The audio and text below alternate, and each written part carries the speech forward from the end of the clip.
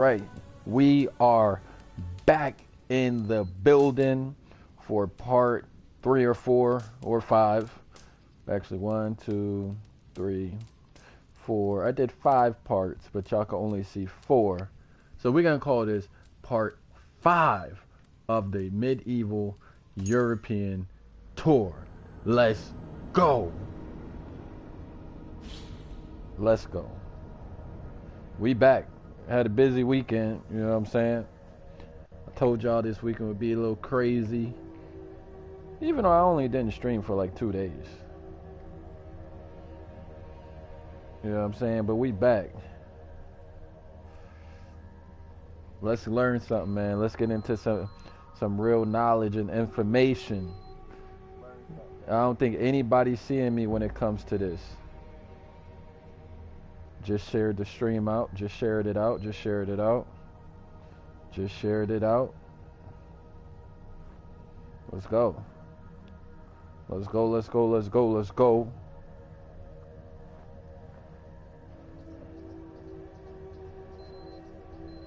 I'm live on YouTube. I'm gonna see what we could learn in this one, man. Dang, that thing keep on beeping all crazy like that. Move back a little bit. Oh man, I forgot this is where I'm at. And I wouldn't be stuck cleaning up Loki's messes anymore. Come. Hold on. So I'm in Midgard. Jotunheim. No, where am I? I'm somewhere. Are you supposed to be Thor, the giant slayer? What do you mean supposed to be? I am Thor. I'll have to take your word for it. My mind feels like someone's poked holes. Alright, so now we're going into the mythology. We will have to restore your memory to find out where you belong anyway. But first, you must help me. What could I possibly do that the god of the people cannot? I need you to find my gauntlets and belt. Without them, I cannot use my hammer. And without my hammer, I would not last long in a village full of giants. So I need you to handle it. Once you get my things, I will take you to the Well of Mimir. Easy. For you? You will not be harmed. God's honor. But I will be waiting for you here. Just in case. Alright, here we go. We're going into the myths and the legends now. Myths and legends. We are kicking this thing off with Thor, the god of thunder. So Thor was the warrior god of thunder. He fought with Mjolnir, a powerful and magical hammer. Thor was also a god of fertility, as his chariot crossed the sky, pulled by 2 goats. He brought storms and rain that fed the fields. Oh, that makes sense now. Alright, so we got here a pendant. Oh shit. We got a pendant, a silver pendant depicting Thor's hammer, or Mjolnir, however you say that. This is from the Viking Age, National Museum of Denmark, Copenhagen, Denmark. Alright, so Thor, god of thunder, let's get into it. Son of the god Odin and the giantess Jord, Thor presided over strength, both physical and mental. He was a paragon of honor, courage, and luck. While recent pop culture has sometimes depicted Thor as more brawn than brains, this does not align with his characterization in Norse myths. The truth is that Thor, like his father Odin, was allegedly well versed in poetry, especially the Heiti, an Old Norse poetic device similar to the kenning. Thor was also the protector of the people. His hammer, which is depicted here, was worn as a talisman around the neck to promote good fortune, prosperity, and to protect its wearer. His role as a defender and its exemplary social values helped to make him the most popular deity of the North. This can be seen in the large number of toponyms and surnames containing the prefix Thor or Thur, as well as in the name of our Norse hero of the Discovery Tour, Thorstein. So we getting into some etymology in that one. So when you see Thur, like the name Thurman is a name, right? Thurmond. I'm wondering, does thermometer have anything to do with Thor? Let me ask my AI assistant. Hold on.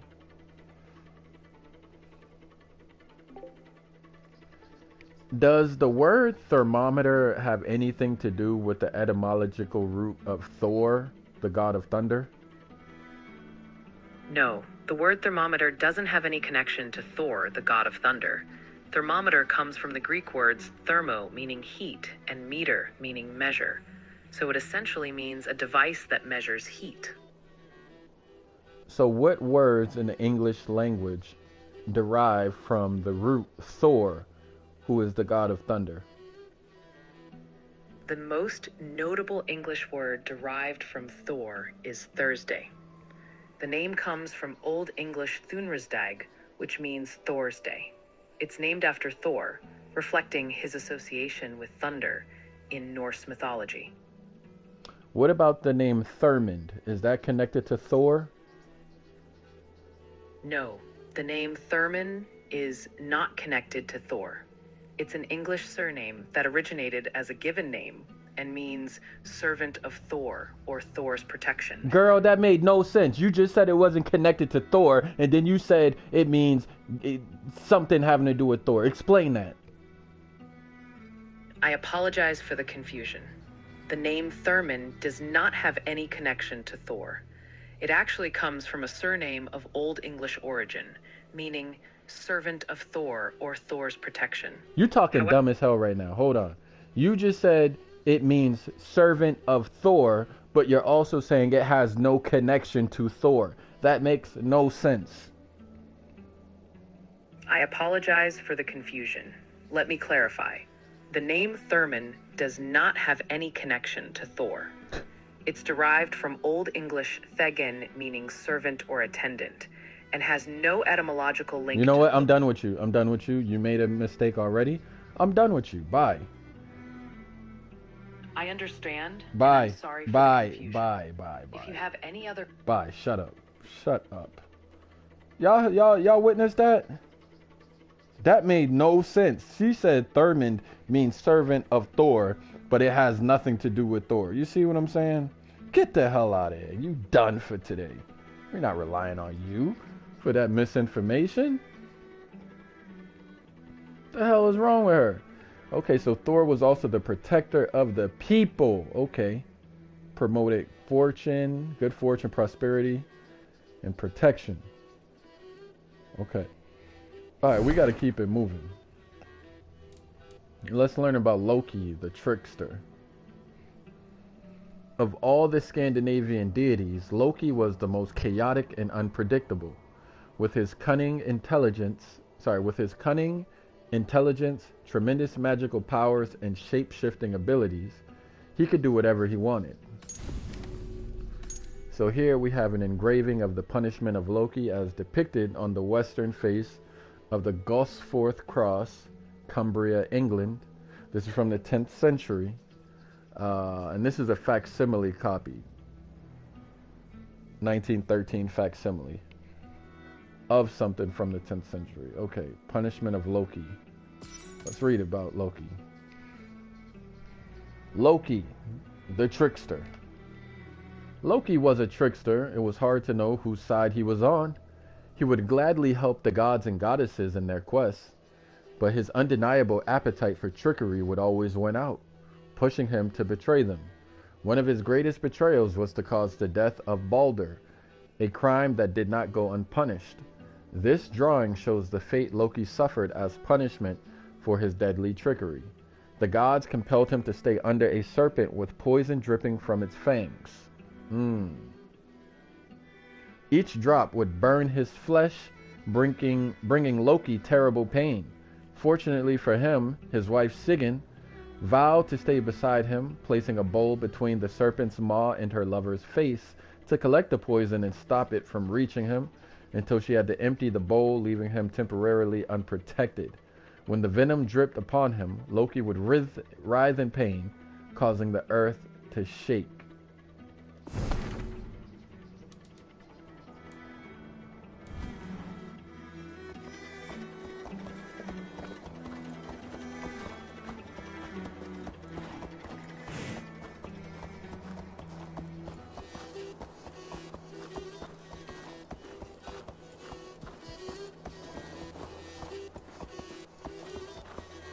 We gotta march away. We can keep marching through this European history, man.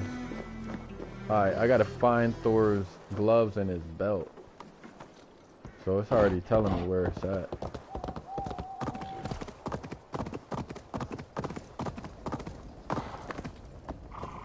Oh, you know what? We're gonna take this all the way up.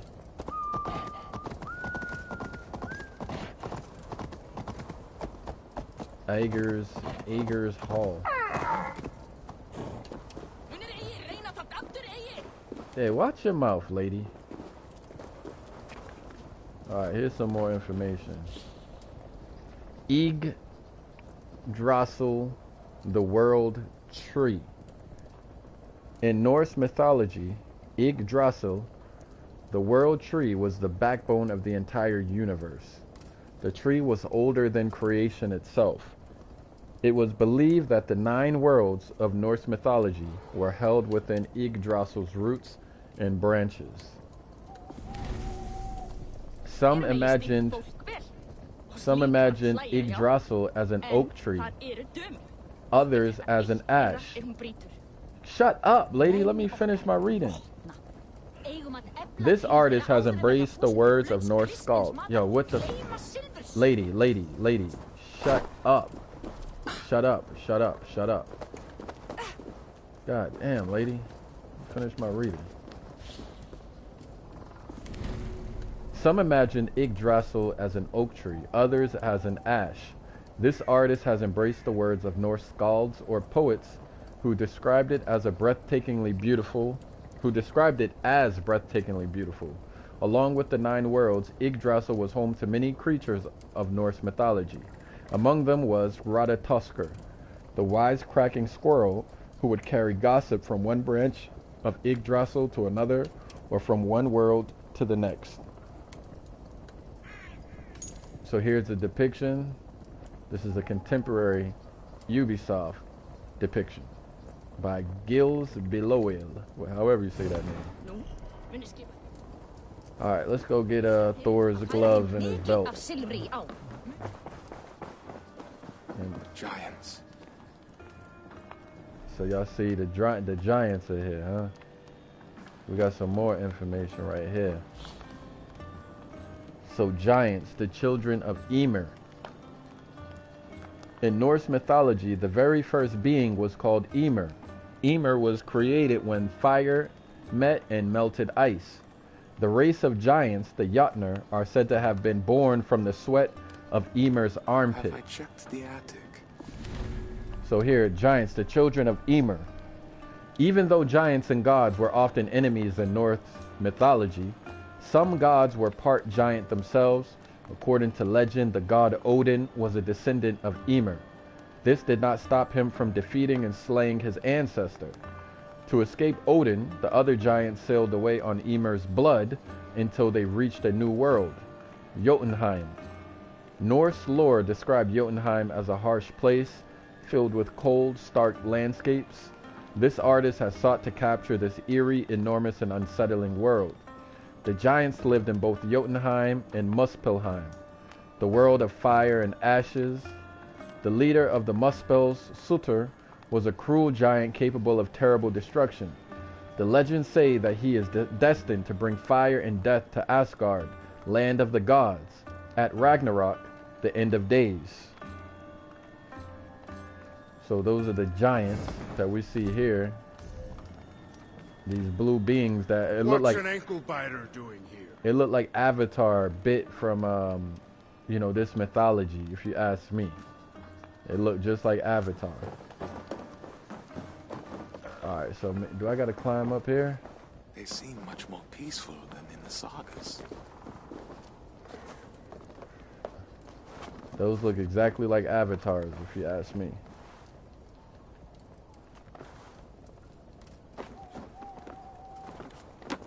Okay, I gotta, yep, so I'm looking for Thor's hammer.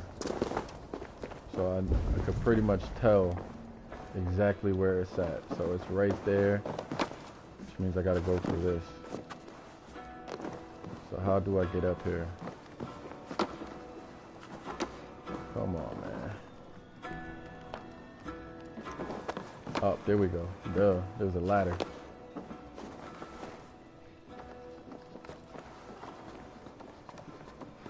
Alright, don't worry, Thor. We got you, bro. We got you. Alright, so we got something right here. That must be Thor's belt. Thor's belt. Now I gotta find his gloves. So that's one down.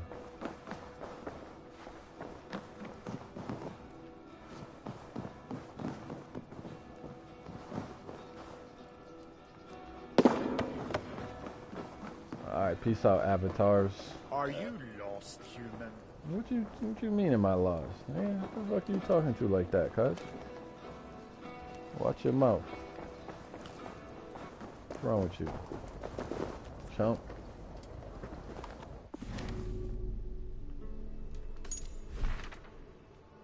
So myths and legends. I think I pretty much got the rest of these myths.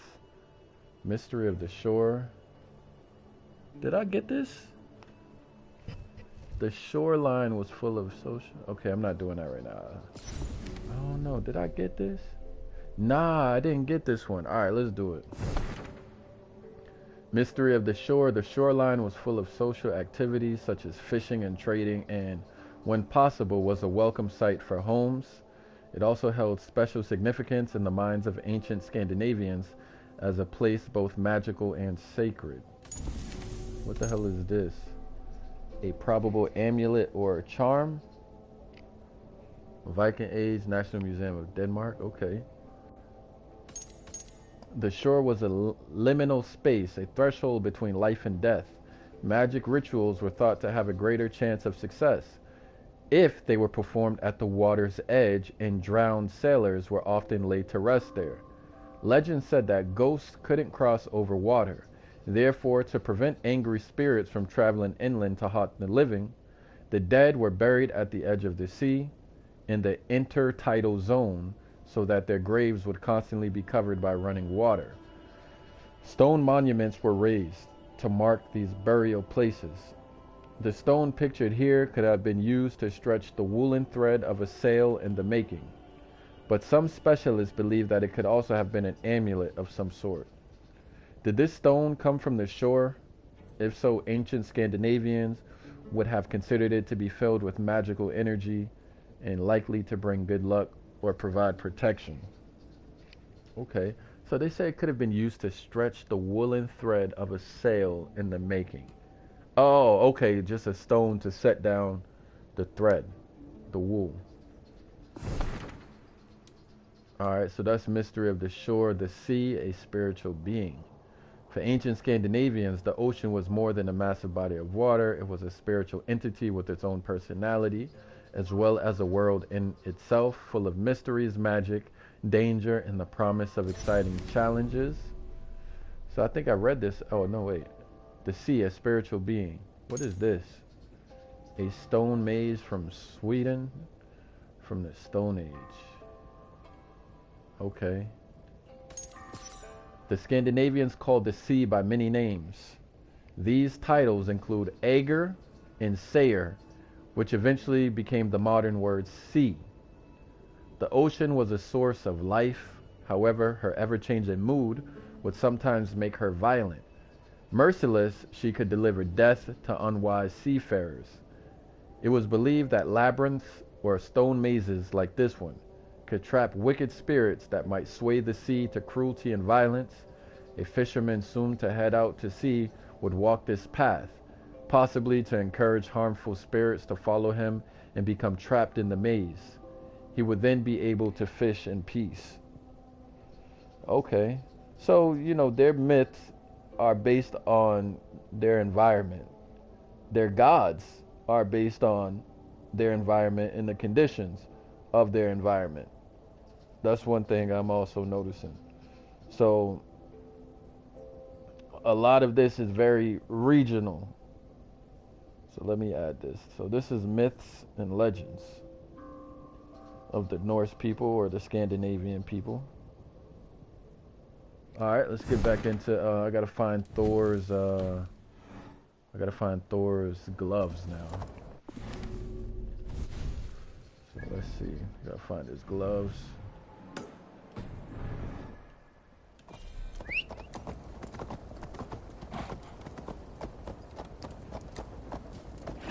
Shout out to everyone tuning in. Make sure you hit the like button.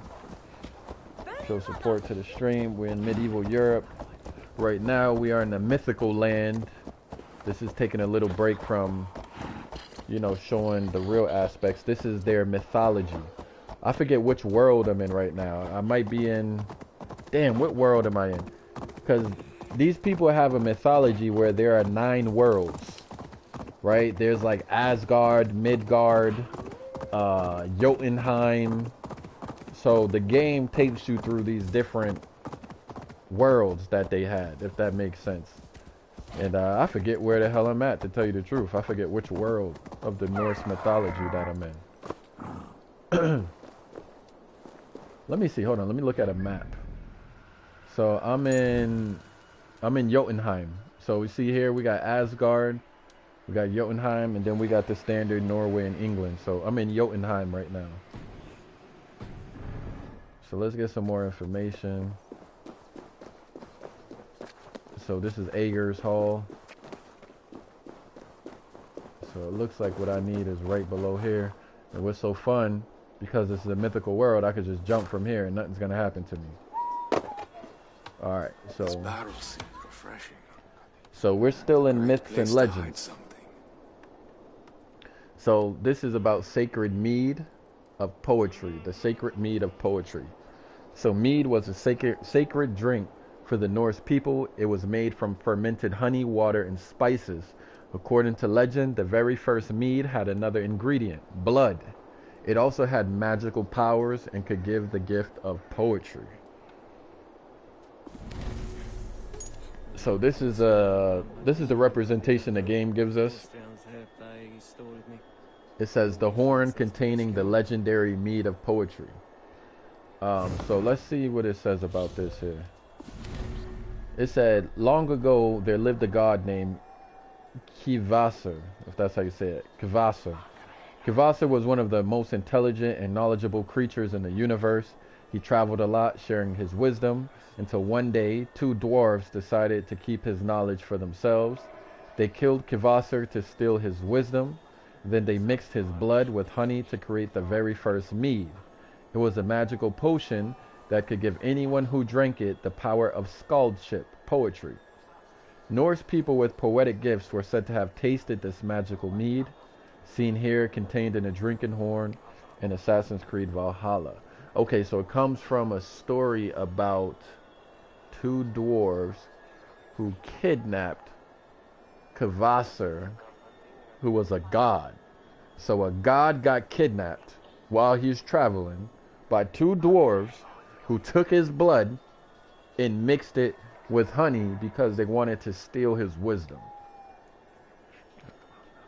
And it gave the people who drank it the power of poetry, which they call skald. Alright, fair enough, fair enough. Alright, we gotta go get Thor's, Oh, I just unlocked Odin, huh? Word. I just unlocked Odin. So here's the mead right here. So I think I'm gonna have to dive in that. There we go, we diving in. We gotta get Thor's gloves. It's at the bottom of this. When I come up, I'm gonna be drunk as hell. Watch. Gloves. So Thor's theme. Look, let's see if he's drunk. Oh, no, he's not even wavy. What's going on? That don't even make sense. I thought he was gonna be wavy.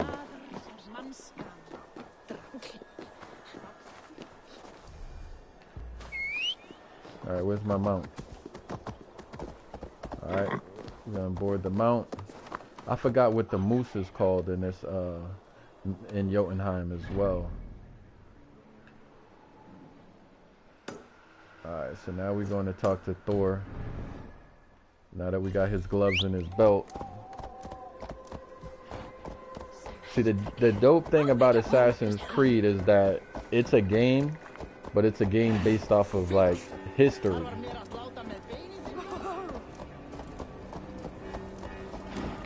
And a lot of people don't know that. So a lot of the storyline is taking you into, like, the history of the region. The characters will be based off of historical characters. Like, you'll get real characters. Like King Alfred is in the game. Real character.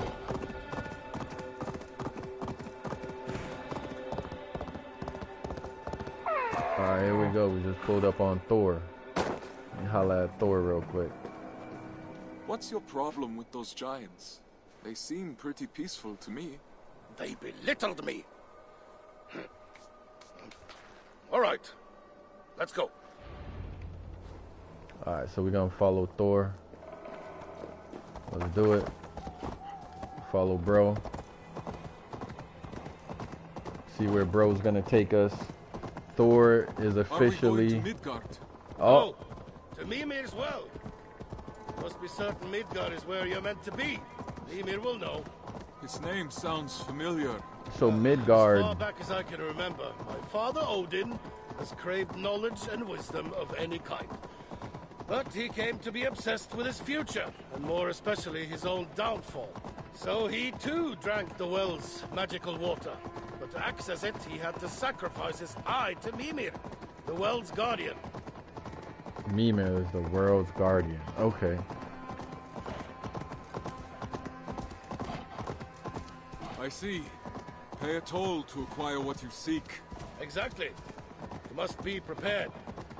You won't get out of there the same as you've entered. Do you know what you will sacrifice? It will take some thought. Alright, so here we go. A sacrifice for wisdom. The god Odin hungered for secret and mysterious knowledge. To sate his appetite for wisdom, he would do or give anything. According to legend, Odin wanted to discover what the future held for him. His desire to know what lay in store conflicted with the universal order and the will of the Norns, the keepers of fate.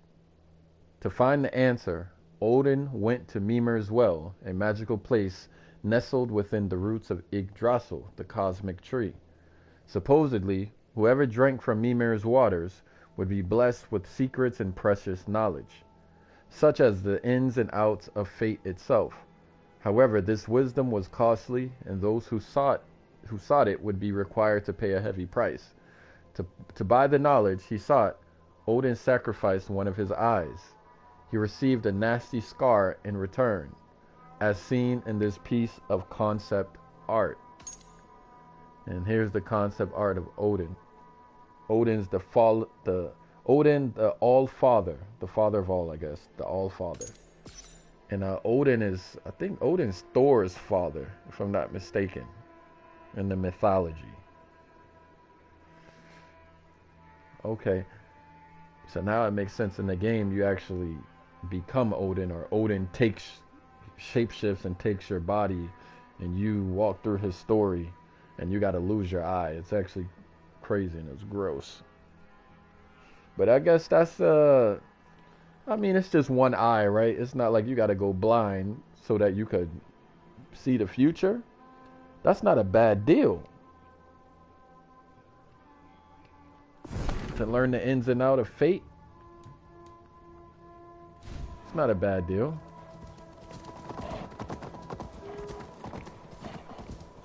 Give up your eye and you'll know your fate. I mean, some people don't want to know their fate though. Like, who would want to know when and where they're gonna die?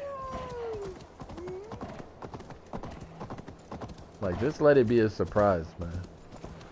Whether you know or not, it ain't gonna change. So let it just be a surprise.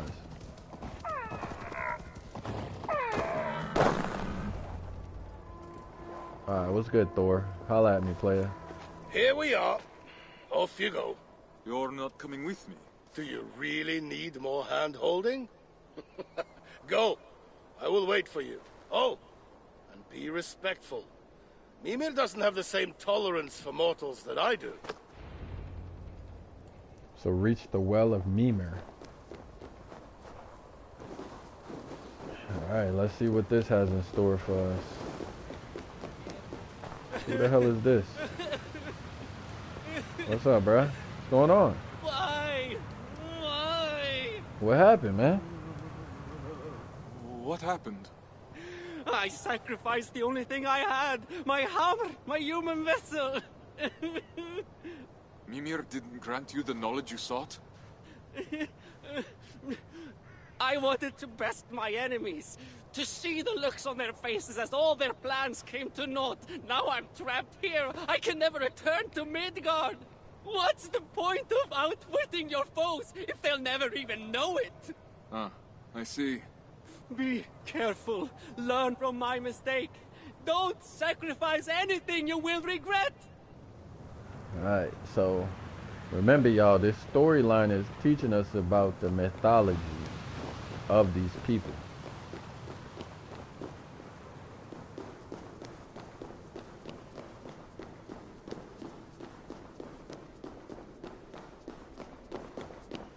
Dang, it's dark as hell in here.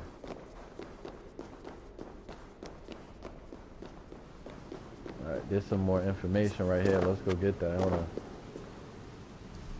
me take the torch out.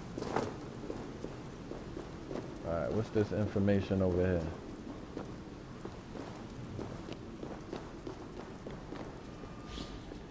The Well of Mimir.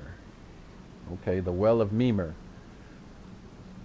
At the very bottom of the world tree was the Well of Mimir, or Mimir's Brunner. According to Norse mythology, the water of the well was magical. Those who drank it would be given great knowledge at a terrible price. So the world tree is called Yggdrasil, and the branches contain the 9 worlds. So I think Midgard is one of those worlds. Asgard is one of those worlds. Jotunheim, and I can't remember the other 6. So here, different concepts of the Well of Mimir put into the game. But it says, the Well of Mimir. Eons ago, a great war shook the world tree to its roots. Divine armies of different realms clashed on the battlefield. Eventually, a truce was called and hostages were exchanged to keep the peace. One of these hostages was Mimir, a god of knowledge and intelligence and a good friend to Odin, the All-father. Mimir's time as a hostage ended badly when he lost his head, literally.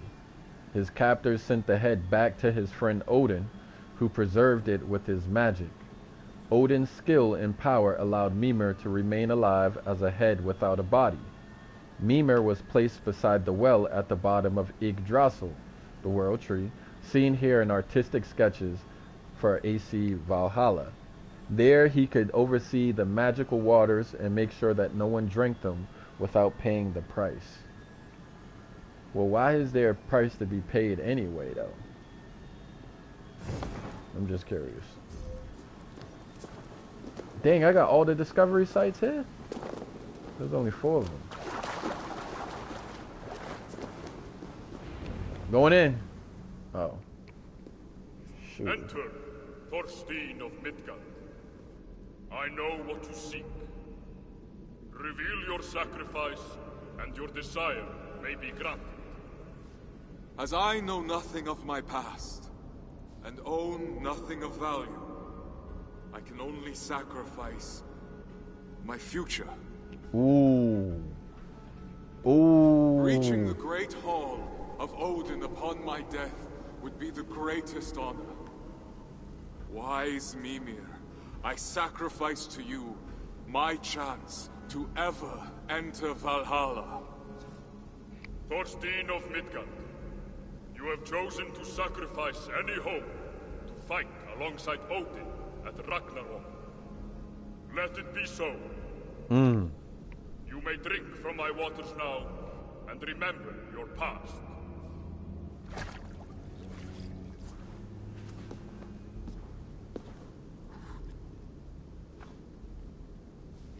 The betrayal of someone close has brought you here. I died. Bjorn. Bjorn did this to me. Why? He was You killed. have the answers you sought. No, I need to know. What happened to Gunhilda? You cannot drink again. You have nothing left to sacrifice. Wait! Mimir, come back! Ooh. Gunhilda. Ooh. How did I finally remember your face? Ooh. Seeing you again. The future I gave up.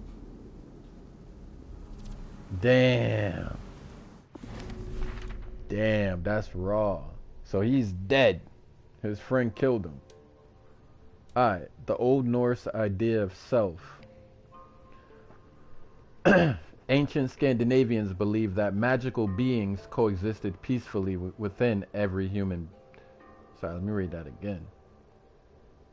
The Old Norse idea of self. Ancient Scandinavians believed that magical beings coexisted peacefully within every human. Each of these spirits had a role that contributed to making a person unique and whole. So here we got one of the Kirk-Levington stones showing Odin with his two ravens, Hugin and Munin, from the year 900.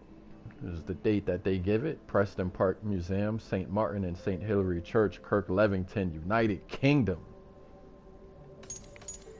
So according to the Norse, the Hugr and the Hamr made up two parts of the self. The Hugr was an individual's personality and conscious mental processes. It combined their personhood, thoughts, wishes, and desires. The Hugr was a person's deep inner self, the essential nature of their being. The Hamr, in contrast, was an individual's external self. The Hamr was a person's appearance and shape, their physical form as perceived by others through the senses. To act with authenticity, one tried to express one's Hugr, or inner self, in one's Hamr, their outer self. Another entity attached to a human being was the Freyja. Freyja, their individual guardian spirit or angel. Legend said that this totemic spirit could take on the appearance of an animal. Put together, these parts of the self formed a link between each mortal and the magical web of the cosmos. In a way, this link could have been represented by Odin's messengers, the ravens Hugin, which is thought, and Munin, memory, for they were two spiritual agents of liaison between the world of humans and the world of the gods. Engraved in this stone is Odin, flanked by his feathered companions. So the Hugin is the thought, and Munin is the memory, and they act as a bridge between our world and the gods' world. Okay, and then you got Hugr, which is the inner self, and then the Hamr, the outer display, and then you got Freyja, the guardian spirit or guardian angel. And this totemic spirit could take on the appearance of an animal. I understand that, actually. I get that. That makes sense to me. Like, people be saying like, yo, what's your spirit animal? So I think that's what they're talking about. People are like, oh, my spirit animal is a tiger, or my spirit animal is an eagle. Okay, so the Norse idea of self. So you got two selves, inner self, outer self. A guardian angel and a spirit animal.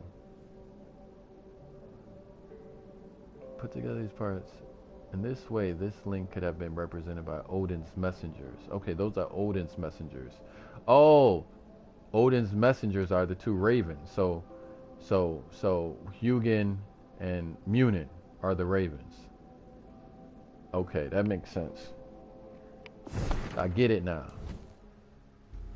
So now I gotta go talk to Thor. We got another learning. This is called Lands of the Dead. We're still in myths and legends, and getting this medieval Europe myth in Legends. Make sure y'all hit the like button. Do that favor for me, y'all. Come on. Take 2 seconds. Appreciate y'all. So, lands of the dead. Medieval Scandinavians believed that the deceased were assigned to a specific resting place medieval Scandinavians believed that the deceased were assigned to a specific resting place located somewhere throughout the branches and roots of Yggdrasil, the cosmic tree. We've been learning about the cosmic tree. What's good, Darvis? Where they lived in death depending on how they lived in life. So, some among the dead were chosen to enter the golden paradise of Asgard. Their ascension was in part because they had lived an honorable life. In Asgard, there were 2 places they could find rest. The first was Valhalla, the Hall of the Slain, ruled by Odin, where only deceased men could enter. This vibrant illustration shows what this mysterious and glorious place could have looked like. The second was Flokvanger, the people field. In this place, the most mysterious of all, it seems that the goddess of love, Freyja, welcomed both honorable men and women, perhaps reuniting those separated by death. Okay, so Asgard is where is paradise for the dead. Asgard is paradise for the dead. And you get to Asgard by being honorable.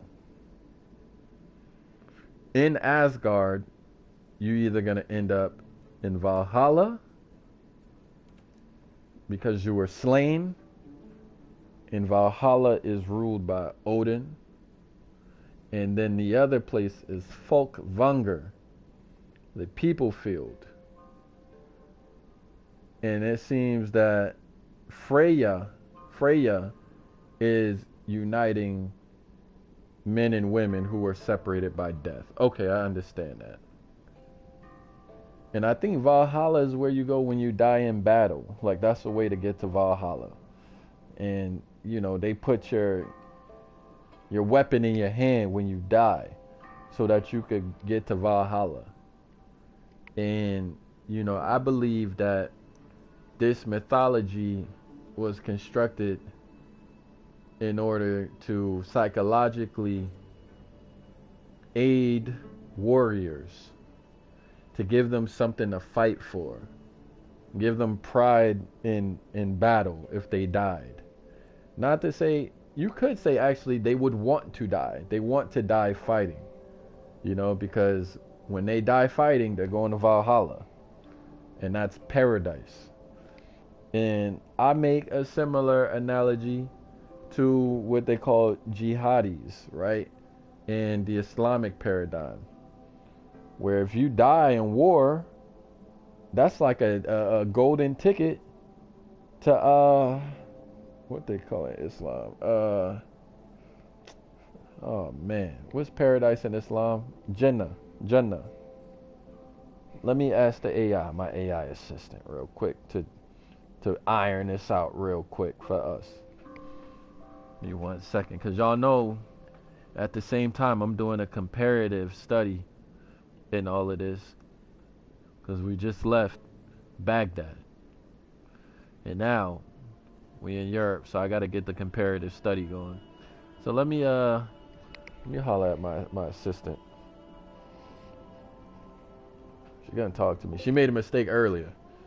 Okay, so I need you to make a comparative analogy between those who die in battle and are ascended to Asgard, particularly Valhalla, and the Islamic paradigm where those who die in battle go to heaven. In Norse mythology, warriors who die in battle may be chosen to go to Valhalla, a majestic hall ruled by Odin, where they live gloriously until Ragnarok. In Islamic belief, martyrs who die in the cause of their faith are rewarded with a place in Jannah, or paradise, where they enjoy eternal peace and joy. Both concepts offer an honorable afterlife for those who have fallen in battle, emphasizing valor and sacrifice. Y'all see what I'm talking about, right? I ain't messing around. I'm not messing around with this research, man. Sheesh. Let's go. Where my Berber homie Kareem at, man? Kareem, where you at, Kareem? Where you at, Berber? I need my Islamic Berber brother. Damn, I can't even see. How do I get out of here? Alright, so I came in this way, right? I think I came in this way, yeah. There we go. There we go.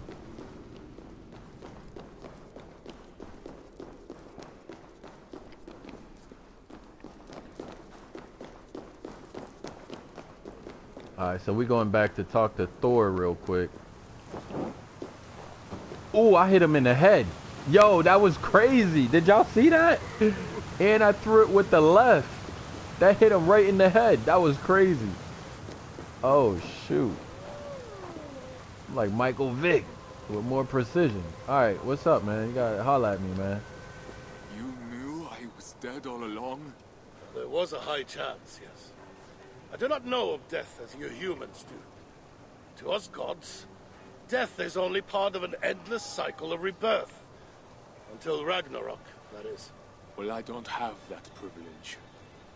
What am I to do now? I can take you to the Norns. Only they will know where you ought to go. Damn. I'm tired of being thrown around like a wet cloth. Is this the god's humor? Only Loki's. I hate that he's using my people against me. You were caught in the middle, and I am sorry. Your excuses won't bring me back to life. There!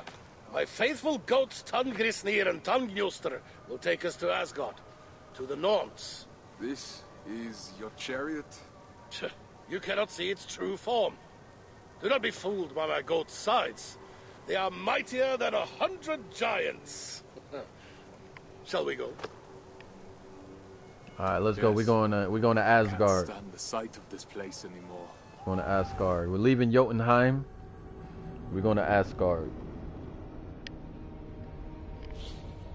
So understanding the past, archaeologists and historians use different techniques to study the past, but both professions aim at understanding it. Skiing gods' love for skiing was reflected in Scandinavian mythology. Indeed, Uller, god of winter and hunting, and Skadi, a giant associated with bow hunting, winter and mountains, were both excellent skiers, or so said the ancients. Alright, so we're going to Asgard, man. Thorstein is dead. He just learned that he's actually dead. And he left his wife behind, Gunhilda. So now, you know, obviously he's going to try to find his way out of here. And that ain't going to happen. At least I don't think it's going to happen. Alright, here we go. Hit the like button, y'all. Do me that favor, hit the like button. Appreciate y'all. European history, medieval European history and mythology. And legends.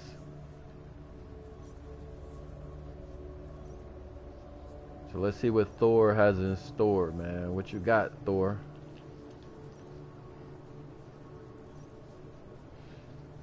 Gotta give this a second to load up. Alright, here we go. They ride toward the wells of Urder, where the Norns weave the threads of destiny. And I said, these girls, these women, they look like Berbers. If they got tattoos on their faces, they look like Berbers, man. Alright, so this is called the Iron Will of Fate. The Iron Will of Fate. Fate was considered the most powerful force in the cosmos. This magical, self-conscious flow of energy linked everything and everyone together. Unstoppable and uncompromising. fate dragged everyone through time and space. So this is an engraving of the god Vidar fighting the giant wolf Fenrir, as depicted on the eastern face of the Gosforth Cross, Cumbria, England. This is from the 10th century, but this is a facsimile of that 10th century concept. So that's the... So who is this again? Vidar is fighting Fenrir, the giant wolf. So it says, the dictum or destiny prescribed by fate was unyielding. Men, gods, and monsters, whether as individuals or members of a clan, had to bend to the will of fate. No one could alter it, and everyone had to accept it. Scandinavian legends say that a time will come when the harmony of the universe collapses into a fight of cataclysmic proportions. This is the ultimate fate of the 9 worlds, an apocalyptic, fatalistic outcome called Ragnarok. This drawing shows a scene from this epic final fight. Here is Vidar, the son of Odin, avenging his father's death by killing the monstrous wolf Fenrir. Okay, so Ragnarok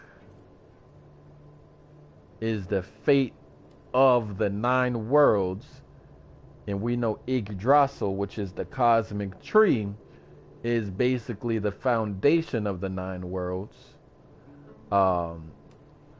And Odin is going to be avenged by his son Vidar against Fenrir at Ragnarok. And that's going to be the fatalistic outcome.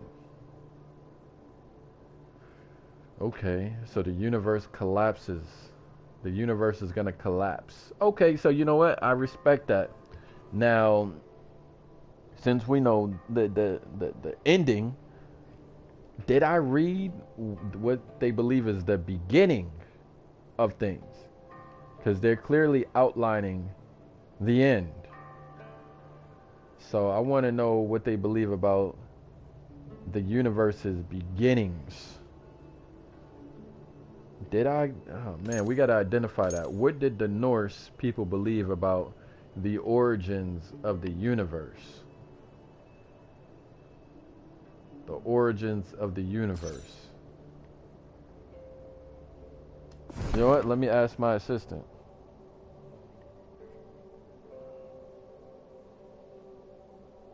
What did the Norse people believe about the beginnings of the universe in their mythology? Dang, why are you acting like you can't hear me? Hold on, let's try again. What did the Norse people believe was the beginning of the universe, according to their mythology? In Norse mythology, the beginning of the universe is described through the myth of Ginnungagap, a vast primordial void.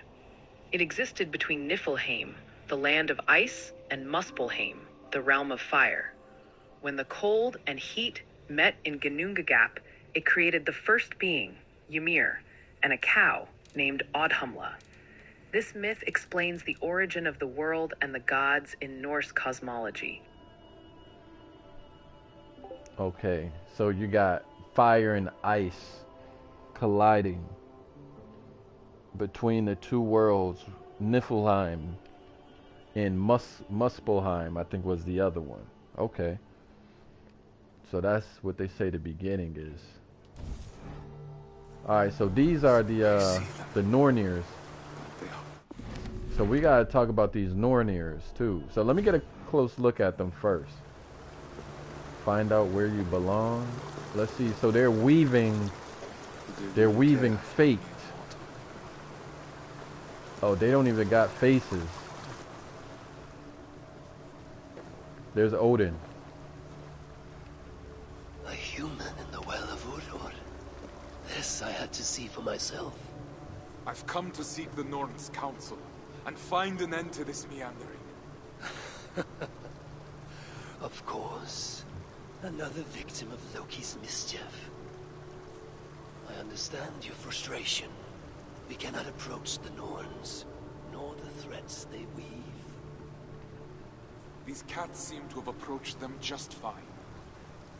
Mighty creatures, are they not? Loki brought them here. They entangled the threats and made a mess. But no matter. Your threat followed its course. Nothing can ever change your destiny. Trust me, I've tried. What about my wife, Gunhilda? Do you know where she is? I wouldn't care to know. You are in Asgard, talking to the All-father, and all you can think of is your wife. You mortals have such one-track minds. Take your questions to Freyja, along with these cats of hers. She'll know how to indulge you.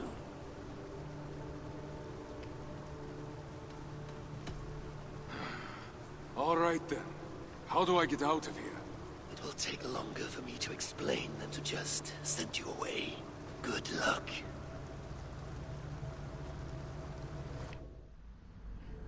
Alright, so as he said, you can't change fate. Fate is fixed. There ain't nothing you could do about it.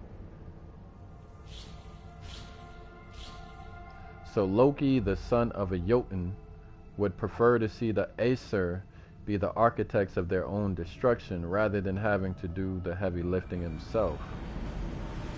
Okay. Hey, there we go. There we go. Alright, so this is about Odin. I wanted to read about the Norniers though. So the Norns, keepers of fate. The destiny of every being was intertwined. Their fates knit together into a great fabric of existence. According to some legends, this tapestry of life was woven by the Norns, the keepers of fate. Little is known about the Norns, for they were shrouded in mystery. 3 of them were called Urd, the past, Verdandi, the present, and Skuld, the future. Legends say that they lived in the Well of Urdur, or Well of Fate. This mysterious place could be found under one of the roots of the World Tree. This stunning concept art of AC Valhalla shows the Norns represented as statues surrounding the entrance of the well. So here's it right here. So these are supposed to be the Norns. They're at the root of the cosmic tree, the World Tree, I mean. Yggdrasil. And then we got the new one, Odin the All-father. So we could learn about Odin as well right now. So Odin the All-father. Odin was the leader and chief of the gods. He presided over many domains such as magic, poetry, runes, death, and victory. Highly intelligent and terribly cunning, he was not to be disobeyed. So here we have a facsimile from 1913 of an early medieval engraving. So between 540 and 790 AD. This is an engraving showing Odin riding his horse Sleipnir with his ravens Hugin and Munin, inspired from a Vendel period representation. So here's Odin. Let's read about him. When Odin sat on I can't even say that word. When Odin sat on Slidskjalf, what the hell? When Odin sat on Slidskjalf, his magical throne, he could observe the actions of every being in existence. His gaze could pierce through flesh and bone to perceive humanity's most intimate desires. After all, he was a god with an overwhelming appetite for secrets. This position of all-knowing watcher earned him the nickname All-Father.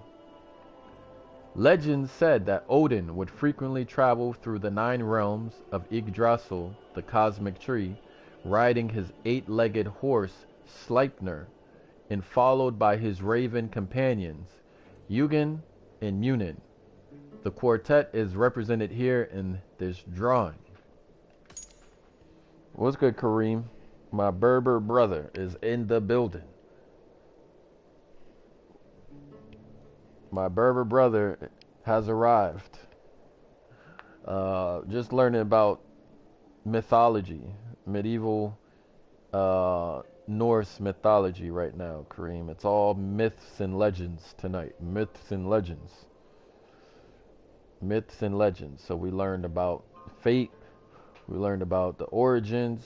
We learned about Odin. We learned about Loki. So we're learning their mythology right now. Pretty much.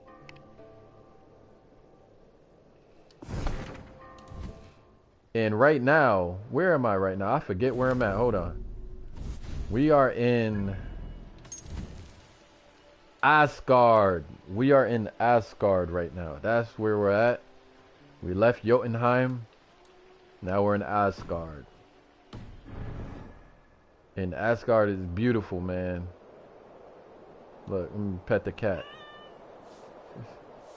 Yeah, I didn't think I could do that in the game, huh? I could pet the cat in the damn game. So look, I'm gonna follow this cat to Freyja. All right, let's go. Let's go. If these are Freyja's cats, they must be leading to her. All right, let's go. Lead the way. We in Asgard. Lead the way. Oh, we got some more information over here. Let's see what they got for us. What's good, Marquise? Where you been, Marquise? Where you been, Marquise?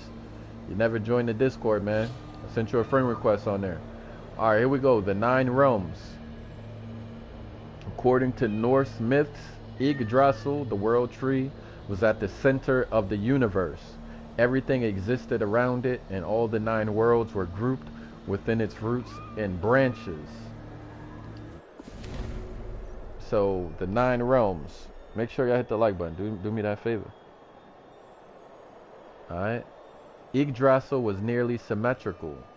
Its branches were as long as its roots, and they were almost touched in a circle.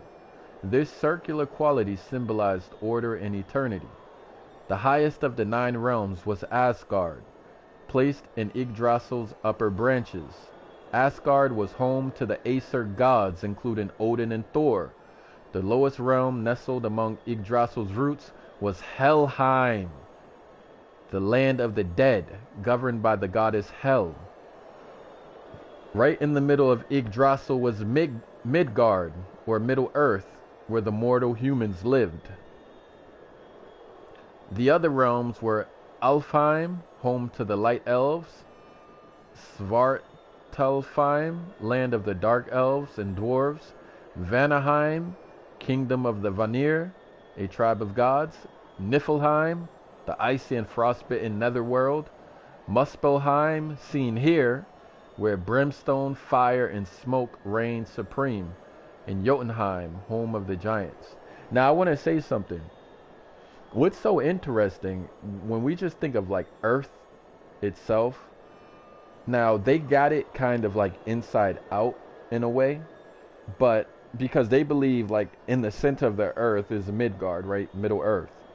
But they have this concept that the deeper you go, is hell. That's where it's hot. And when we compare that to what we know now scientifically, we know the deeper you go into the earth is the core, right? So, and the core is burning hot. So in a sense, they got it right, but they also have it like a little bit wrong. Because they're looking at it from like top layer, next layer, middle layer, next layer, bottom layer type. But they still know the deeper down you go, the hotter it gets. And that's true. Because the deeper you go into the earth, you get to the core and it's hot. So that's kind of interesting. Something's wrong with your phone? Ain't nothing wrong with your phone, nigga. We be in the Discord, bro. Where you at? Join the Discord, bro. I sent you a damn friend request on there, what, yesterday? I don't know why y'all ain't joining the Discord. We got like 11 people in there. Join the damn Discord, man. I'm pinning that right there. Make sure I hit the like button. Alright, here we go.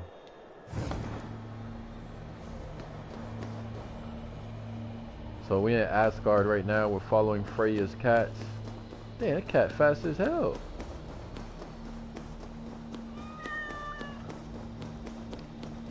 It's crazy. They really got the cats meowing and shit. That's funny. Am I following them or are they following me?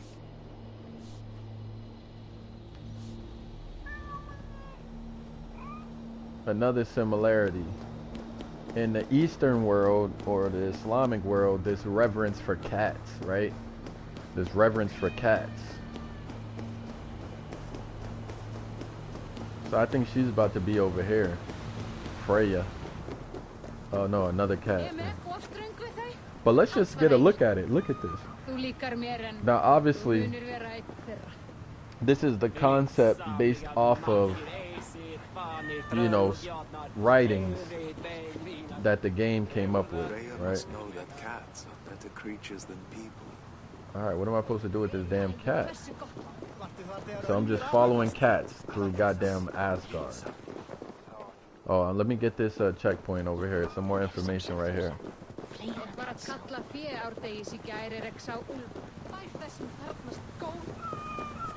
Alright, here we go. So across the Rainbow Bridge, the only way to reach Asgard, the realm of the gods, was by crossing the Rainbow Bridge, the Bifrost. The shimmering, flaming bridge was almost indestructible. It would only be broken at Ragnarok, the end of days. They got a cool, like, story, man. I respect their story, their mythology. I respect it. Alright, so let's go into this. Let's learn about it. The Rainbow Bridge seen here in concept art was protected by the god Heimdall. Heimdall shone as bright as a flame from head to toe. His teeth were solid gold and gleamed like the sun. His eyesight was sharper than an eagle's and he could hear everything everywhere. This made him perfect for his task, standing watch over the entrance of Asgard. All day and all night, Heimdall would scan the horizon for threats, a vigilant protector of the realm. According to legend, Heimdall, standing watch, will one day see enemy armies crossing the Bifrost. As the troops storm the Rainbow Bridge, Heimdall will blow his great horn, Gjallarhorn, to warn the gods that the end of Asgard is nigh, for Ragnarok has come at last. So again, we can make another comparison. We got Ragnarok in the Norse mythology being the end of all ends, right? And then we know in the Abrahamic faiths, what is it called again in the Abrahamic faiths? I'm trying to get this music to stop playing so loud. Alright, there we go. So let me talk to my assistant. What's it called in the Abrahamic faith, y'all? At the end times? In Norse mythology, hold on, let me make sure this thing can hear me. Let me start this over. We're going to do another comparative analysis. In Norse mythology, there is a concept of Ragnarok, which is the end of all things, of fate. What would be the equivalent in the Islamic paradigm? In Islamic eschatology, the equivalent concept to Ragnarok is known as Yawm al-Qiyamah, or the Day of Judgment. Right. It's a time when the world will come to an end, and all beings will be resurrected for divine judgment by Allah. It's a significant event with various signs leading up to it, including the appearance of the Mahdi, the return of Isa, Jesus, and the final battle against evil forces. After the judgment, souls are rewarded with paradise or punished in hell based on their deeds. Y'all feel me? Y'all see how I'm doing this? That's how we doing it, man. We doing these comparative analyses, comparative studies. Alright, the damn cats won't be quiet, man. So, Yawm al-Qiyamah, the Day of Judgment, is the equivalent. Alright, damn cat, get up. Never imagined I'd spend my afterlife leading a herd of cats.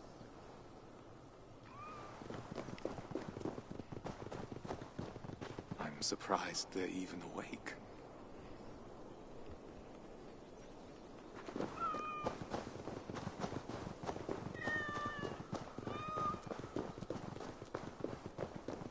I'm covered in cat hair now.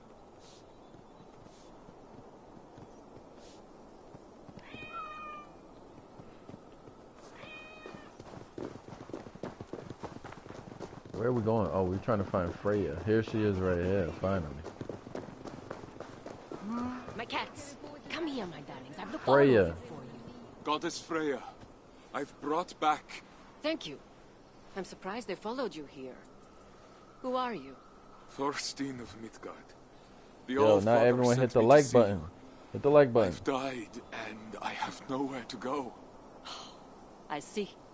Odin knows I cannot resist a stray in need. Listen, darling. Everyone has somewhere they ought to be. Even you. Follow me. Alright, where fates align. Here we go. So, destiny and ancestry. This is called destiny and ancestry. Now, this falls under religion and magic. It says each medieval Scandinavian possessed their own fixed and inevitable destiny. Oh, that's what me and Truce, I don't know if you listen. We was talking about the difference between fate and destiny. So I guess destiny is kind of individualistic, whereas fate encompasses sophisticated ignorance. Oh, what up, sophisticated ignorance? I ain't even see you in there. Yeah, hit the like or get hit in the head. That's right. What was I saying? So destiny seems more like an individual thing, whereas fate is like where all things come together and you can't get around it. Like it's whatever, like basically fate is everything's destiny aligned into one track. So it says each medieval Scandinavian possessed their own fixed and inevitable destiny, since individual identity was deeply grounded in community and lineage. A person's destiny was tightly intertwined with that of their kin. So what we got here? We got one of the Funbo rune stones with the engraving Thane and Gunnar raised this stone after Veor, their brother. And this is from the 11th century. Okay. It says, and this is in Sweden. So destiny and ancestry. An individual inherited certain rules and values from their kin. According to legend, ancestors would visit the young in dreams to pass on the family's wisdom. These values could also be shared with descendants by the family's Hamingja, or guardian spirit. In these dreamland family reunions, children would learn about their forefathers' greatness and their failures. They would learn about authenticity, how a member of their family could and should behave to stay true to their values and to themselves.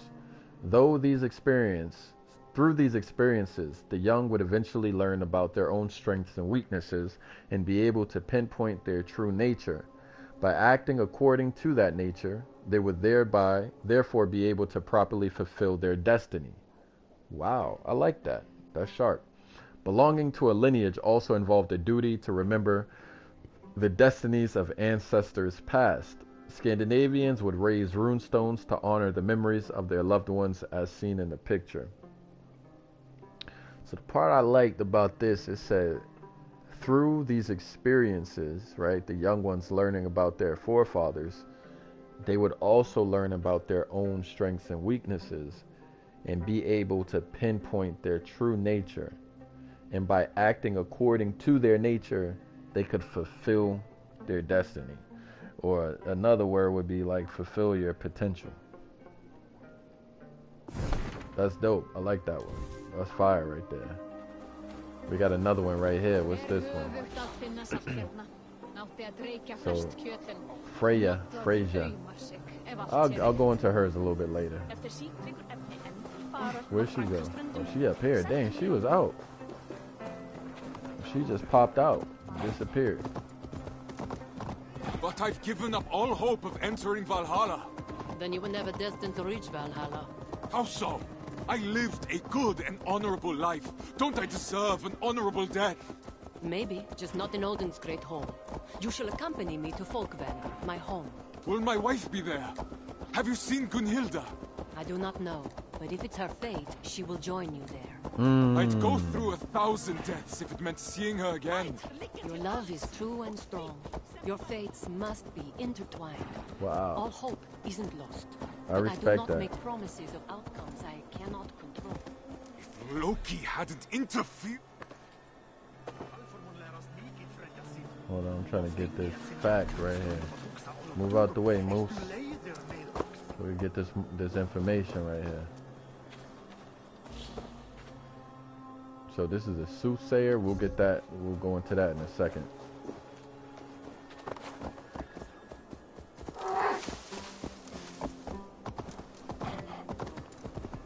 Loki hadn't interfered with my thread. You would have ended up just where you are now, with or without Loki's hand. How can you tolerate his misdeeds? It's the one thing I never What y'all think? Y'all believe in fate? It's just who he is. Do y'all believe in fate? Oh, see, I got another question for the damn AI. Almost went through with it one day. He must have done something awful. The worst thing he could possibly do. He stole my dear Brisingar men. One of your cats? No. Watch this question I got, y'all. Watch. My most precious possession. I got a fire question. And I did. Because of Loki, 100 men gave their lives to Odin that day. But it was written. We cannot dwell on that. See, so it was I never written. had a choice. Exactly. You understand. This is the land of the dead. Alright, so I guess I could go into this since it's already selected. It said Scandinavian mythology was full of brave warriors whose glorious deeds earned them entry into Asgard, home of the gods, after death, but not all mortals were given this honor. Another fate awaited them. It's the lands of the dead too. While warriors who died in battle could look forward to feasting in the hall of Valhalla, those who died of sickness or old age went to Hell, or Helheim. The cold and misty realm of Niflheim, pictured here, was another final destination. Murderers, oath-breakers, and traitors were punished for their crimes by being sent to this cruel land. Now here's my question I gotta ask. Here's my question I gotta ask the AI. Watch this. Compare and contrast the concepts of fate in Norse mythology and Islamic thought. And what is the word for fate in Norse, and what is the word for fate in Islam or Arabic? In Norse mythology, the concept of fate is often represented by the Norns, 3 female beings who control the destiny of gods and humans. They weave the threads of fate, symbolizing that events are predestined and immutable. In Islamic thought, fate, or al-Qadar in Arabic, refers to the divine decree and predestination as part of God's will. It encompasses everything that happens in the universe, and humans are encouraged to trust in God's plan. Ain't that fire, yo? That's fire. There we go. Compare and contrast. Compare and contrast. Compare and contrast. Compare and contrast. So this is the unforgiven, frostbitten, and misty realm of Niflheim. Concept art. Let's keep on going, following Freyja.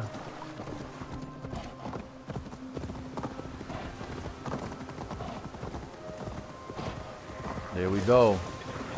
We made it to our destination. These doors will take you to Folkvanger, my kingdom. Afterlife of the slain and righteous. Just as luxurious as Odin's great hall. Thank you.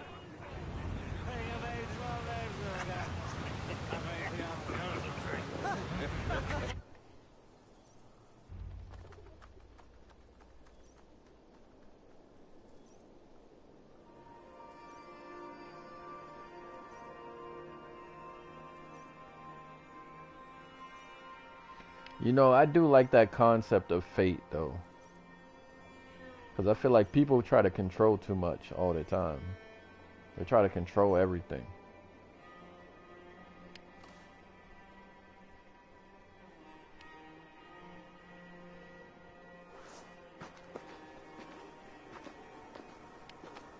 Oh, that's his wife.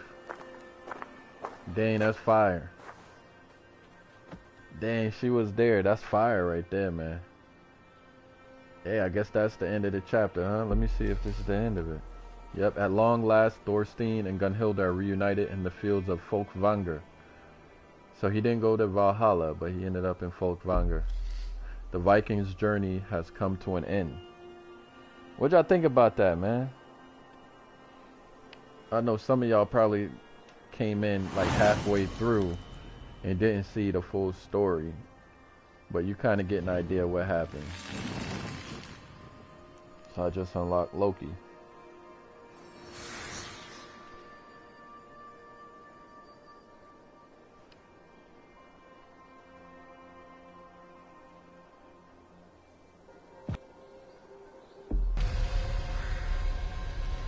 Oh wow, that's the whole discovery tour? Okay.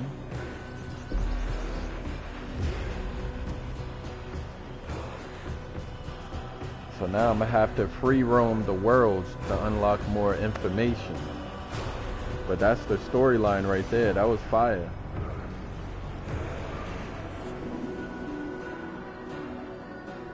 That was fire right there. So let's go into some more information. And this is Freyja's garden. See, I still got 48 learnings to uncover. So there's still a lot more learnings to go in this. And then also, when I return back to like Norway or, you know, go back into the actual storyline, there's even more learnings. So this game is full with a lot of information. So let's go to Freyja, the goddess Freyja. Hold on, let's go back real quick. So the goddess Freyja was renowned for her stunning beauty. She cared for women in childbirth and was linked to fertility. Freyja was also very skilled at magic. Freyja was the most gifted among the Norse gods at cider, the art of divination or prophecy. Cider allowed one to travel beyond space and time to catch a glimpse of what fate had in store. Odin learned how to use the future, how to see the future from Freyja.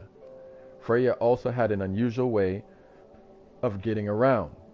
Legend has it that she loved to surround herself with cats. In fact, her chariot was pulled not by horses, but by two massive blue and gray cats, gifts from the Norse god of thunder, Thor. This pendant represents the goddess, could have been used in ceremonies or offerings to honor her. So this is from the Viking Age, National Museum of Denmark, Copenhagen, a pendant depicting the goddess Freyja. So the goddess of fertility. Fertility, divination, prophecy. Looking into the future, basically. So that's Freyja. And I bet you in pre-Islamic pre-Islamic Arabian mythology, they got a goddess of divination and what's it called? Divination and prophecy. Let's ask the assistant. See if they could get us some information.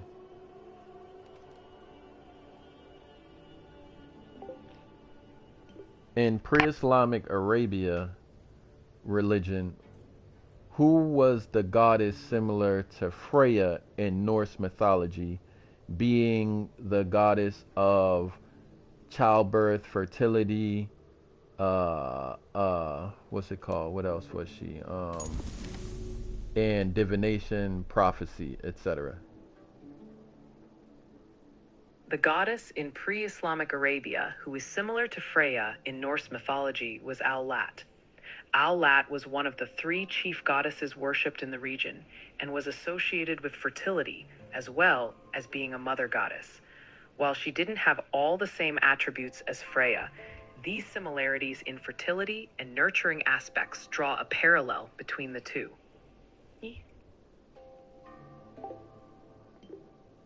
That's fire.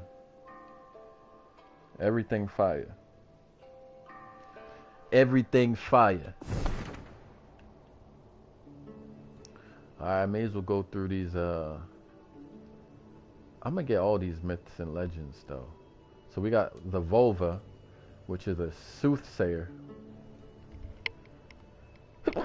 Excuse me, man. Bless a nigga, man. Bless a nigga. Alright. The Völva, which is a soothsayer. The Völvers were known for their skill in divination, with knowledge passed down across generations of women. These seeresses could journey through time and space, divining the future through magic and rituals. So, more divination. What's here? A Völva stick made of iron from the Viking Age in Copenhagen National Museum of Denmark. So one way to divine was to read the runes. Each one held a different power. Another way to gain magical insight was through a ritual trance, the cider. The first person to practice the cedar or cider was the goddess Freyja. This trance may have involved a wand or staff, symbolically ending like a spindle. As they were used to spin the threads of fate, once spun, the threads could be read and understood. A Völva was likely to live a little bit on the fringes of society, for her powers were mysterious and intimidating. She could help people, but she could also harm them. The cider ritual could be used to curse someone. In spinning the threads of fate, a Völva could potentially damage a person's destiny. Whatever, you know. Okay, so a Völva is a soothsayer. The Völva is the soothsayer. Alright, let's get into some more information. So we got the 9 realms. This is it right here. Oh, did I get into this? Yeah, I got into this already. The 9 realms. Land of the dead, Odin, we did all that. So we went through a lot of the myths and legends so far already. Hey Vino, when you want to do that OKC to Boston part 3, man, load it up. Or maybe even tomorrow, because it's already late. We'll do OKC to Boston part 3, man. It's been a couple weeks. So we did some religion and magic, and we did some myths and legends.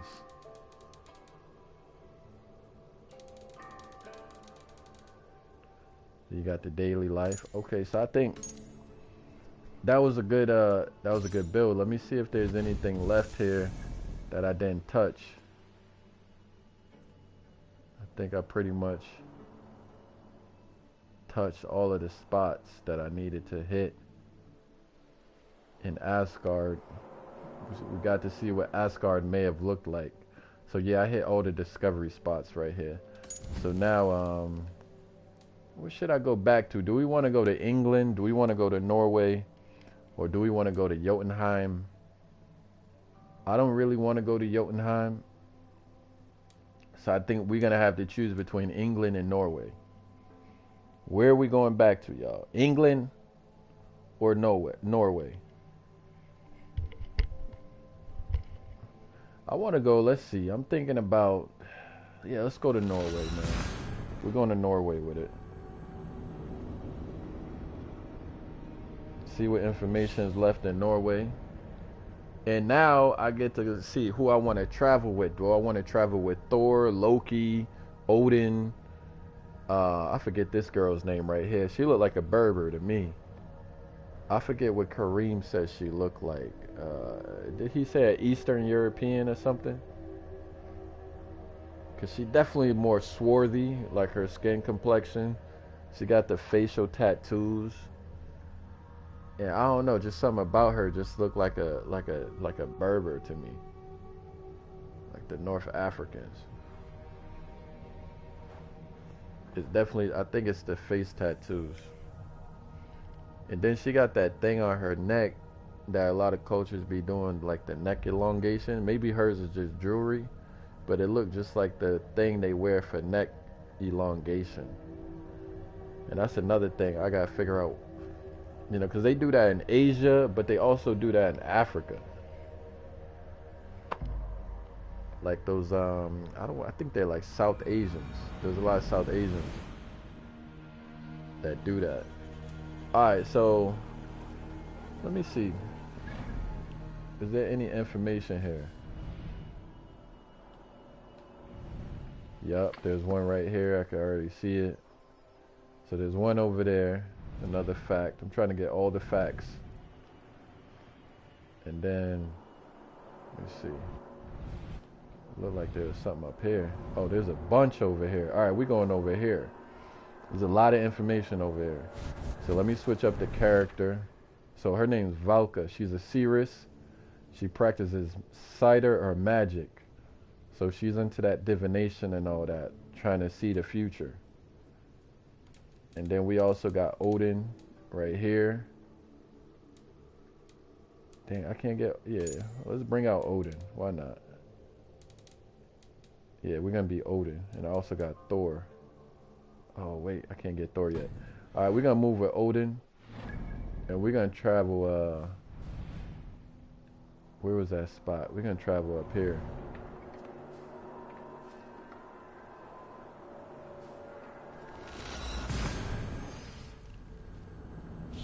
There's a lot of information over there that we got to scoop up. So we rolling with Odin. As we know, Odin got one eye. He sacrificed one of his eyes to learn about his fate, and he drank from that water. And that was the trade-off.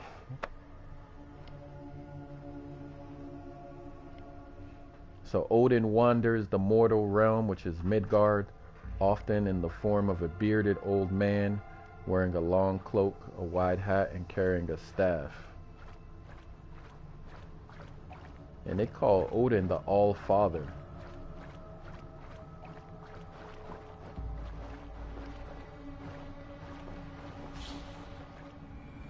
Alright, here we go, y'all.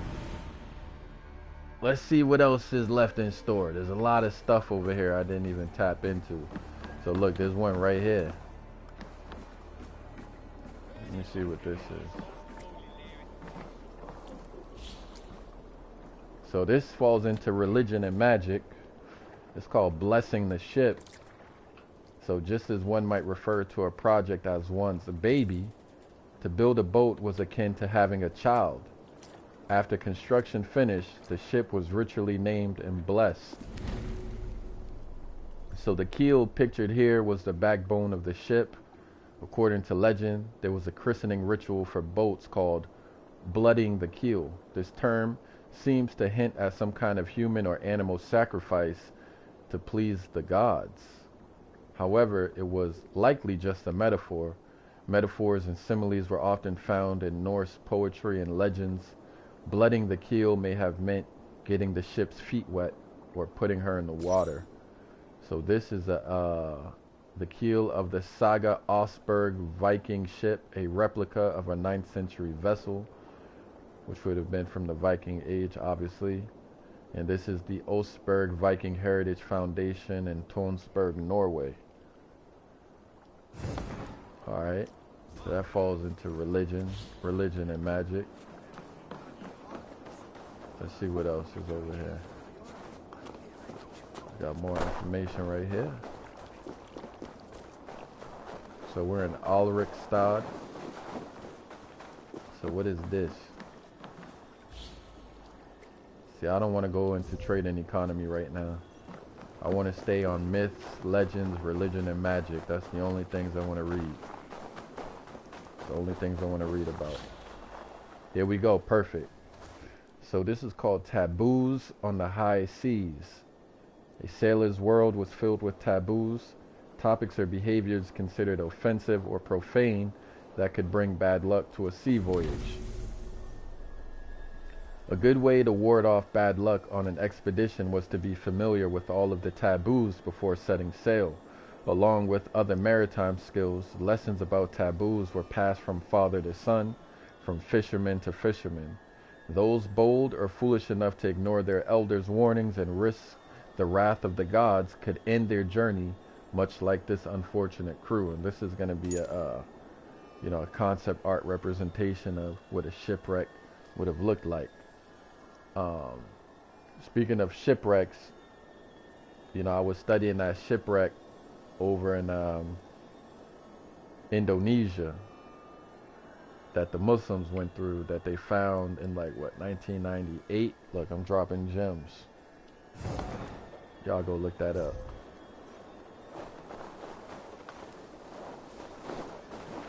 So let's see what's down here.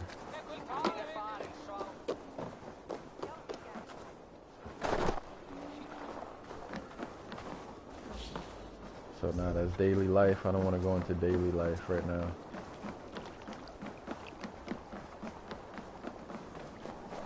Only religion, magic, and mythology for today. This is science. I'm not going into science today. Nope. I just unlocked Sigurd, which is Eivor's brother. Alright, this is also science. I'm not going into that. What is this right here?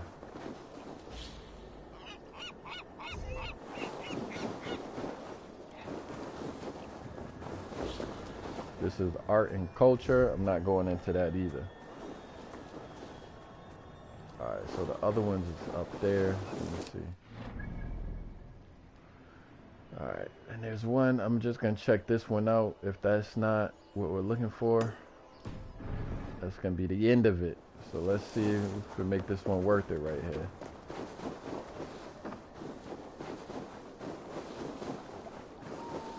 So yeah, I'm doing a lot of comparative study between the Norse culture, Scandinavian culture, and, well, compare and contrast, I should say, because they definitely not apples to apples, but there's some overlap where things are similar. So between the Norse culture, or what people know as Viking or Scandinavian, and then also like Islamic or Middle Eastern culture. Alright, what's this one? Alright, perfect. We're going to end on this right here. Religion and magic. This is perfect. So, this is called Ships Between Two Worlds. The relationship between sailors and their ships was special and emotionally weighted, much like the bond between a horse and its rider. More than mere tools for transport, ships represented gateways between worlds. So what's this? This is a Bronze Age stone ship from Nisvard, Gotland, Sweden. And this is from the late Bronze Age. So I'm trying to understand. A stone ship? The fuck is a stone ship? You know what I'm saying? What is a stone ship? Hold on, let me just read it. It's going to tell me. Ancient Scandinavians believed that ships straddled two different worlds. Oh, okay, I understand. Here we go. Ancient Scandinavians believed that ships straddled two different worlds, for they were built on land but lived at sea. Symbolically, the sail was to have a foot in two worlds, not just land and sea, but also life and death. To be on a ship was to be in a liminal, in-between space between life and afterlife. Ships, whether wooden or stone, symbolize transition. This is likely why they had figured heavily in Scandinavian burial rituals since the Bronze Age. Okay, so what I gathered, from studying these people so far, is that they were extremely spiritual, man. So I hear a lot of times people say, oh, atheism is a European concept, almost to make it seem like Europeans were just running around as atheists. No, they weren't. No, they were not. like atheism is just this European thing where Europeans were just atheists. No. No. And the other thing people got to correct too is when they keep on like saying like Christianity is the white man's religion. Like, yo, the white man had religion and spirituality prior to Christianity, man. Christianity comes from the Middle East, technically. So that's another thing. I feel like we got to clean that up. And a lot of stuff that's said about European culture comes out of ignorance. Because people don't know shit about European culture and history prior to Christian Europe. So this is why I like to do medieval studies, man. We're going before Columbus, bro. In every aspect. After Columbus, post-Columbus, post-Columbian, whatever you want to call it, is a whole different era. Like, it's just a completely different era, man. Once you get Europeans colonizing across the Atlantic Ocean, man, that's a whole different chapter in history. So, my studying is coming prior to that. Whether it's in the Middle East, whether it's in Europe, whether it's in Africa, whether it's in East Asia, whether it's in Australia, we're going to go to every location prior to Columbus. Now, I need someone to bring out pre-Columbian American history, because I really haven't seen anybody do it. Everything seems to be after Columbus. And that's why I venture to say, where the hell is the American history? And history is not whether there was humans in America for me. It's just all about documentation. So whether that's inscriptions, wall art, structures, I'm cool with all of that. You know, when I come to the Americas with that research, that's the stuff I'm going to be looking for. You know, I want to see what language they were speaking, what script were they writing, what's it called? I want to see what was their spirituality, what was their beliefs, what was their eschatology, what they believed about the beginning and the end times. And then we're just going to keep on doing comparative analyses from culture to culture to culture. Well, technically, I did study the Americas briefly because the Viking culture is going to take you to America around, pretty sure like the 900s and the year like 1000.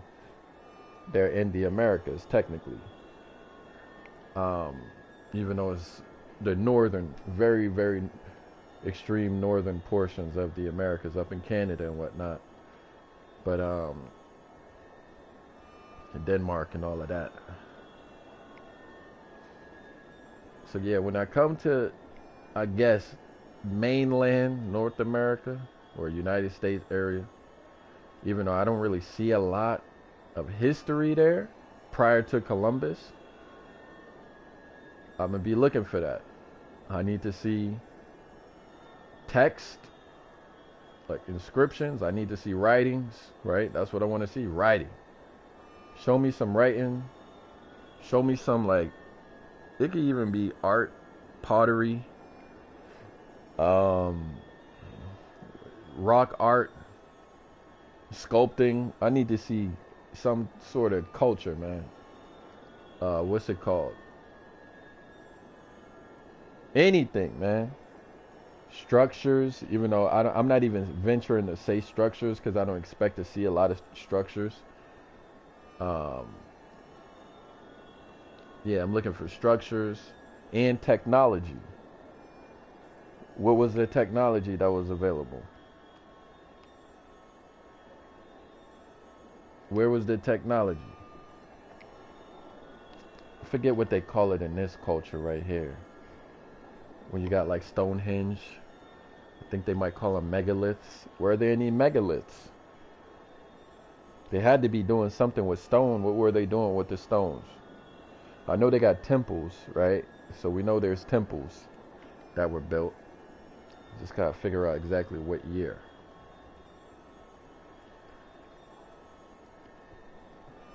And then go from there.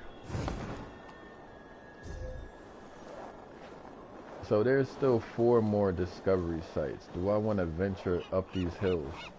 Because I'm kind of not done yet. What time is it? I had a busy weekend, but a productive weekend, and I'm not done yet. Tomorrow's going to be another busy day.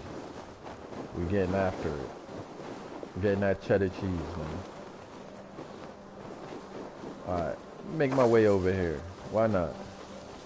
We moving with Odin through the fields. We in Norway. Actually, let me leave Norway, man. We'll go up in here later. But now I think we're gonna hit up England. Let's hit up England.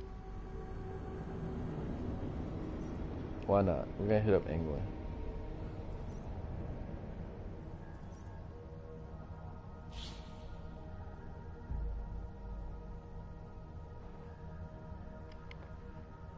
Thor is not afraid to die at Ragnarok. He loves his wife Sif deeply and will murderously defend her honor at any given opportunity.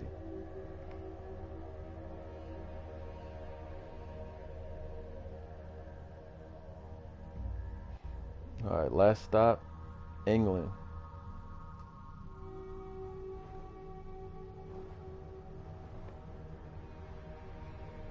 Let's make it count. Let's make it count.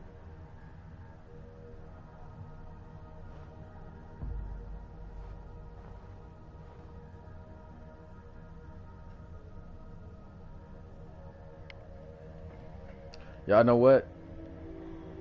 I'm gonna shut this down right here. I'm about to get on some WWE. Peace out, y'all.